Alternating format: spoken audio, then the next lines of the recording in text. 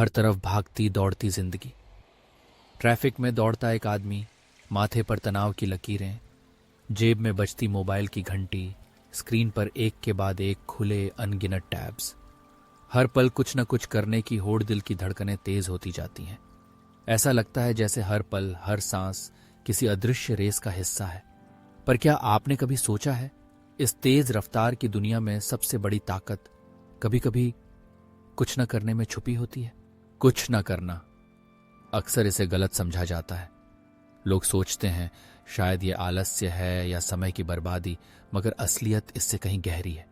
जब आप सचमुच कुछ नहीं करते, तब आप खुद से जुड़ने लगते हैं, किसी पहाड़ी की चोटी पर बैठे हुए, बस अपने सांसों की हलचल को महसूस करते हुए। न कोई फोन, न कोई चिंता, न भविष्य की फिक्र, न भूतकाल की परछाइयां, बस एक गहरा शांत सा पल जिसमें केवल आप हैं और आपकी मौजूदगी। ये पल आपको याद दिलाता है कि जिंदगी की सबसे बड़ी सौगात कभी कभी स्थिर होना है, करना नहीं। अब चलिए समझते हैं कि विज्ञान क्या कहता है।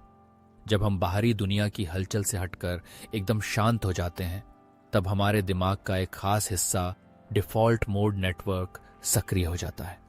ये वही हिस्सा है जहां हमारे सबसे नए विचार, सबसे बेहतरीन रचनात्मकता और स्पष्टता जन्म लेती है। जब हम लगातार व्यस्त रहते हैं तो दिमाग को रिफ्रेश होने का वक्त नहीं मिलता, लेकिन जब हम ठहरते हैं, कुछ नहीं करते हैं, तब दिमाग खुद को रीसेट करता है। यही वह समय है जब कई महान आविष्कार, विचार और समाधानों की नींव रखी जाती है। यानी कुछ न करना सिर्फ शांति ही नहीं लाता, बल्कि आपके भीतर छुपी शक्ति और रचनात्मकता को भी जगाता है। अगर हम अध्यात्म की ओर देखें तो हर संस्कृति ने कुछ न करने की महिमा को समझाया है। भगवद गीता में श्री कृष्ण अर्जुन से कहते हैं, जो व्यक्ति कर्म में अकर्म देखता है वही ज्ञानी है।